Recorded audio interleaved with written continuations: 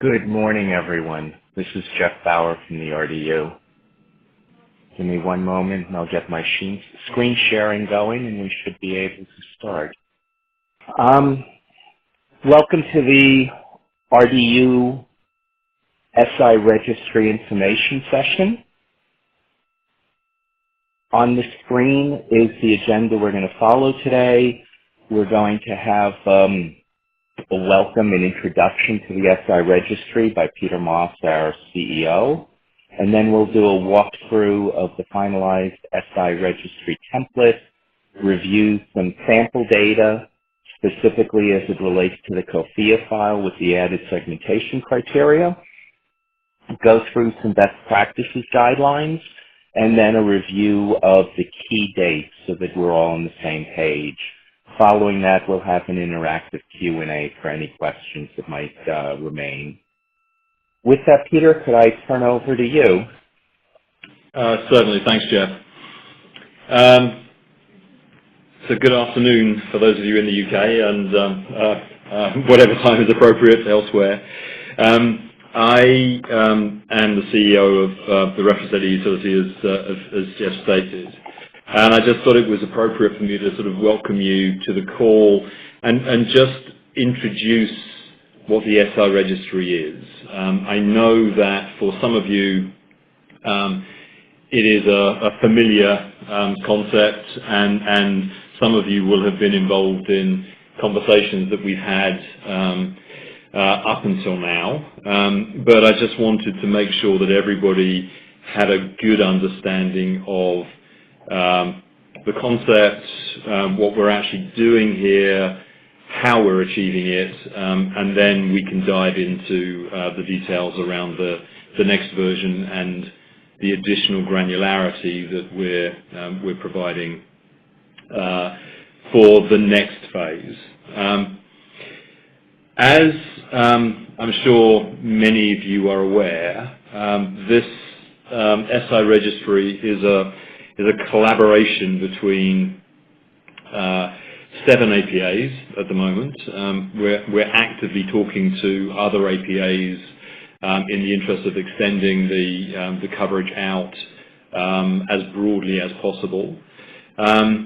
We have about 60 and continuously sort of growing SIs, systematic internalizers, actually contributing to the file today, and of course the RDU is actually at the center of this, consolidating a lot of the data that comes in, turning the files into distributable files that you can use, and sending those files back out through the APAs and out to the broader market as well. So the collaboration is fairly industry-wide with the APAs, the SIs, and the RDU. What you see on the screen now, or for those of you following along on slide 4 of the slide deck that was sent out, is a sort of diagrammatic presentation of what we're actually doing with the SI Registry. So the concept fundamentally is that systematic internalizers are able to advertise the instruments for which they are providing systematic internalizer services. And they do that by contributing to the template that we're going to walk through, by filling that template in and contributing that template to their APAs. If you look on the left-hand side of the slide, that diagram shows systematic internalizers sending the template into their nominated APA, where the APA will consolidate the input from their SI customers and send that on to the reference data utility. That happens on a daily basis, and on a daily basis, those files are consolidated and then on the right-hand side, distributed out to the market, to consumers who actually want to get access to them. And the distribution mechanism basically is from the RDU out to the APAs and then back out to the contributing SIs, or out to non-contributing SIs, or for that matter, any other investment firms that actually want to get access to the data. The model is a give-to-get model, so the SIs who are contributing contribute their data and in return get access to the consolidated files free of charge as part of that give-to-get model. But they get the files on the basis of being able to use them for the specific purposes of MiFID II reporting, for use essentially in their rules engine within their firms. The APAs also are using them in their rules engines, and that's the primary purpose, I guess, for the files and the availability of the files. We are also making the files available more broadly, but on a subscription basis. So there is a small charge for use of that data more broadly across the market. And there's also a small charge for the use more broadly across larger firms. So an asset management arm of a large sort of universal bank would have to subscribe to the files in order to get access to them in a fully licensed way. That's how we're paying for the costs, essentially, of running this service. Otherwise, I think this is very much a sort of an industry-led collaboration, which is broadly being done in the interest of the market. As you well know, we're doing this primarily because there was a gap in the ESMA collected data. And we've been very open with ESMA as we've gone through this process, kept them informed, and in fact are now continuously sort of keeping them informed as we evolve the service. In fact, we spoke to them this week and will continue to do so on a regular basis. So they're aware, and they're very supportive of this type of industry collaboration in terms of filling gaps in the regulatory framework. A lot of what we're talking about here basically comes down to the templates.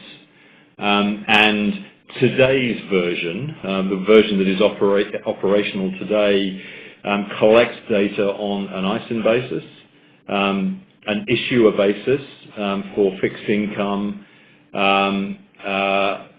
related instruments, and on a COFIA basis for derivatives generally. What you'll see as we go through the rest of today essentially is an extension of that, and an extension of the current template out to include some additional data that we think is helpful going forward. Our original target was intended to be to get this in place for the 1st of September when the SI mandatory regime kicks in.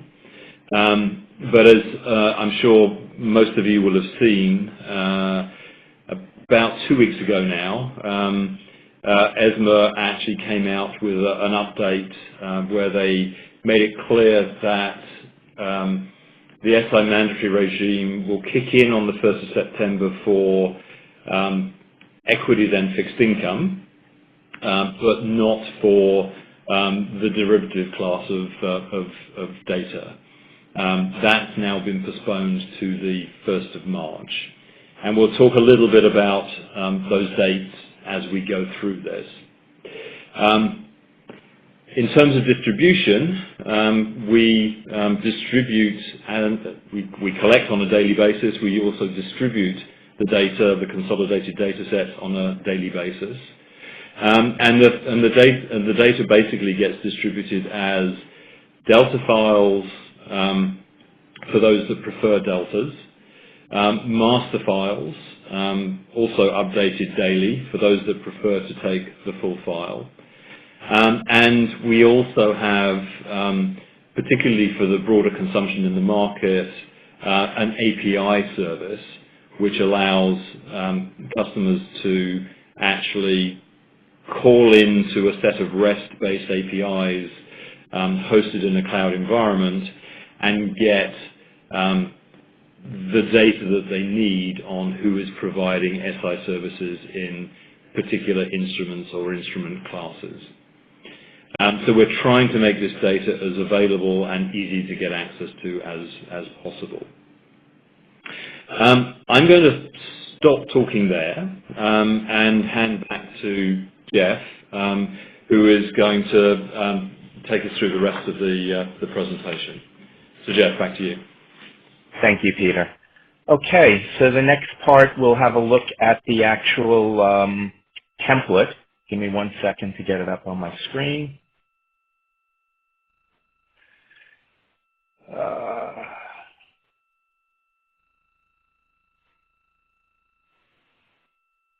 Okay. Hopefully everybody has received a copy of the template. I'll take a quick run through. On the Data tab marked Data Formats, we show what the common attributes are across all the different file types. This remains the same from the version 2.0 format of the files. We then go into the 3 individual file types that Peter was talking about, the ISIN file, the issuer file, and the COFIA file. On the ISIN file, in the new format, there is an additional attribute that's been added. It's a mandatory submission attribute. And this attribute allows you to specify on each of your submissions if you are required to submit as an SI for that instrument, or if this is something that you're optionally deciding to cover as an SI. That mandatory submission flag is on all 3 file formats, the ISIN, the issuer, and the COFIA. On the issuer and the COFIA file, we've also added a TOTV only flag. If you are optionally submitting to be an SI, then you have the ability to specify that you wish to be an SI for TOTV instruments only. If it's a mandatory submission, this option does not exist. You're required to be an SI for TOTV and non-TOTV instruments. On the COFIA file, we also added 7 additional attributes. They're labeled here as Criteria 1 through Criteria 7. And what their values are will depend on your asset class and sub-asset class. If we move to the next tab, the criteria by asset and sub-asset, let me just make this a little larger so it's a bit easier to see. Okay. What this tab shows is for each asset class and sub-asset class, what the criteria are that can be specified for that given instrument. Whoops, I'm sorry.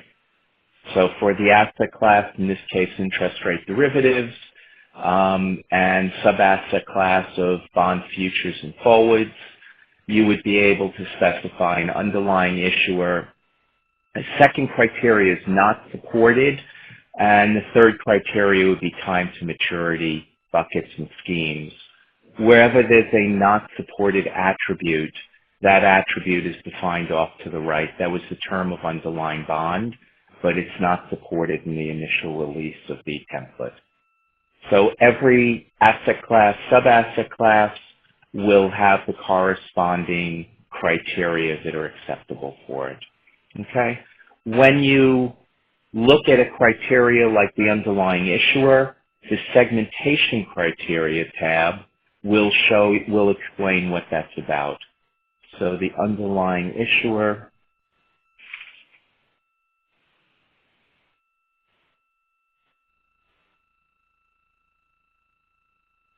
there we go. Let me try to make that again a little bit larger, make it a bit easier to see. So the underlying issuer, the format for it is going to be an LEI. So each of the, just bringing back the entire page, for each of the different attributes, it explains what the data format is. If it's a domain value, the domain values are specified starting in column L to show you what the acceptable values are, and a brief description about what the attribute is all about, as well as the source domain as to where this data is being derived from. Okay?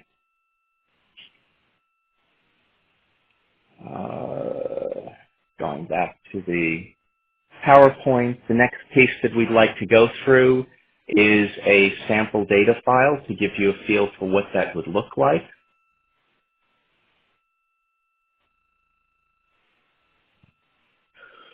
And I believe this has been distributed as well. If you look on the tab labeled Segmentation Criteria Examples, what we've done here is just to take a couple of examples of an asset class and a sub-asset class, show you what the criteria are that are acceptable for it, and then underneath it in bold is an actual example of what that criteria would look like. It's important to note that when you're filling in the template, you're not required to provide all of the criteria that are acceptable for an individual asset class, sub-asset class combination. You would fill it in to the extent that you wish to have greater granularity, and where there's a higher level, you can leave the lower level items blank.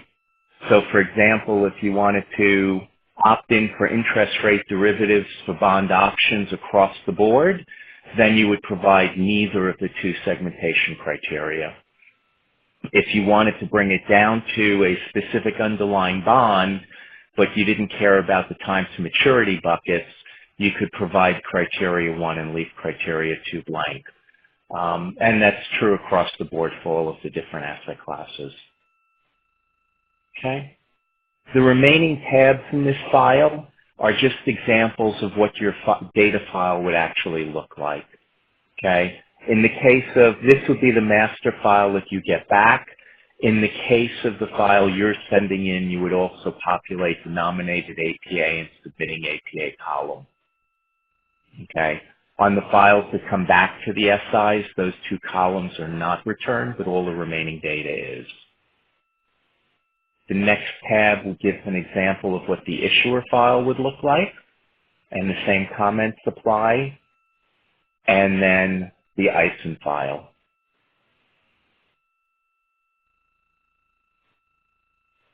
Okay. Moving on, best practices guidelines. As I was mentioning, in opting in, you can opt in at any level by just leaving other segmentation criteria blank. If you wanted to opt in for an entire asset class, you would be able to specify only the asset class and leave the sub-asset class and all the other attributes no. So you have the ability to really opt in at any level of granularity that you wish to.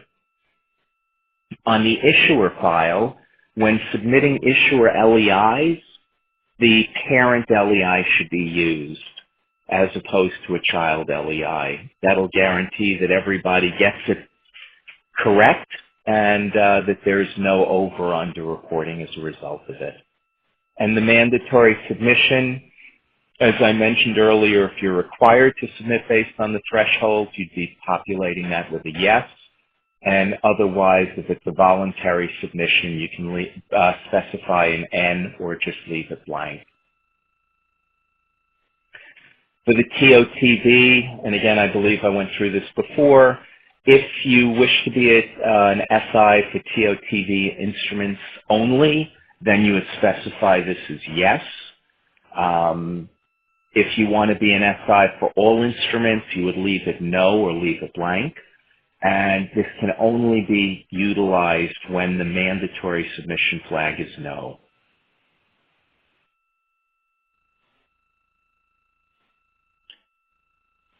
Peter alluded to some of the dates, and we just want to put those out there for everybody to see and be aware of. July 30th, we're releasing this weekend a new version of our Delta processing files, which will be smaller files, and those will be live on Monday.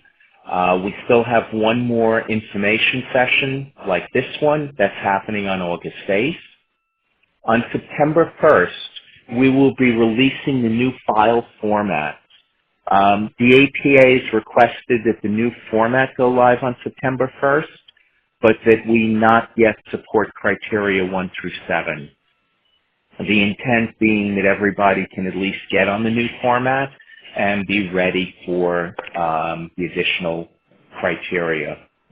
We will, within the RDU, start doing parallel processing to test segmentation criteria. To the extent that you wish to test out new files with the segmentation criteria, you would submit those files to your APA, and we'll be doing a parallel processing run to process those. The full segmentation criteria will go live for December 1st. And from that point forward, you'll be able to use all of the criteria 1 through criteria 7. And the mandate itself begins on March 1, so there's a period of time that you can get all of your updates in. Okay. And with that, I'd like to open up for any questions that you may have. I believe you have to hit #1 to unmute your phone so you'll be able to speak.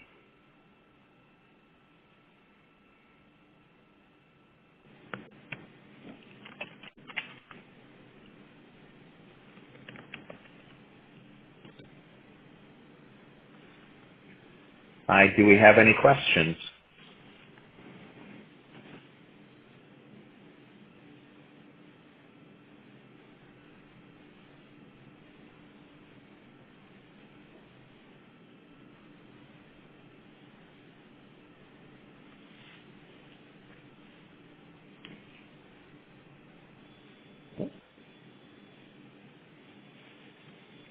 So Jeff, I don't know. Yep. So Jeff, let me sort of ask a question on behalf of the group. So, I mean, the dates have changed recently as a consequence of the ESMA splitting of the SI mandate from everything on the 1st of September to fixed income on the 1st of September and actually fixed income and equities on the 1st of September and derivatives in March. And as a consequence, we are still actually sort of sending the file out with the ability to actually enter COFIA segmentation, but we're not expecting people to fill it in until November in that parallel processing run and then go live with segmentation on the 1st of December. What happens if I do fill in some COFIA segmentation before the 1st of December date? What will happen to that information? So what will actually happen is the records will be rejected and they will not get added to the SI Registry master file. The concern is if we were to accept those records and SI might believe that that segmentation criteria has been accepted and is being used, so the safest thing to do at that point was instead to reject it so that the SI resubmits it without the segmentation criteria. So bottom line, in production, from September 1st until November 30th, the criteria 1 through 7 must be left blank, otherwise it will result in a reject. And from December 1st forward, we will be accepting the segmentation criteria. Perfect. Okay, thanks. And so the files that are released on the 1st of September won't be populated until later, but it gives people the opportunity to start to work through the development work that they would need to do to process those files. Do we have test files available for people to use that are populated sufficiently for either APAs or SIs to actually test their software? Yes, we do. And we have circulated to the APAs a set of, I'll call them positive and negative test cases. Positive test cases being ones that we would expect would be accepted by their processing engines. The negative ones should all be rejected, but we can certainly provide sample files to anybody who needs them. Generally, I would expect that the SIs would be getting those samples from their APAs. Understood. But the files are there. Okay, yeah. Perfect. Okay. So one last sort of poll to see whether there are any more questions on the call. You obviously all have the files. If you haven't got any questions now, and as Jess said, it's #1 to unmute. If you haven't got any questions now, then by all means email us with any questions that come up subsequently. We'd be more than happy to field those questions. But are there any more questions on the call? If not, I think I'll probably wrap up. Okay, so thanks for listening. Hopefully this has been helpful. The bottom line here is, as I said earlier on, we have a process that is in place, which is actually collecting this data today from 60 plus SIs through 7 APAs. That data is available today in the current version 2 format. The version 3 format is what we walked through today. And if you would like to get access to the files, if you are not a contributing SI and you aren't currently getting them from your APAs, please do just reach out to us at the RDU, and we'd be more than happy to have a conversation around how you can get access to those. Thank you very much for your time, and there is another session if others are interested in hearing the same information again, but thank you very much, and goodbye. Thank you, everybody. Thank you, Peter.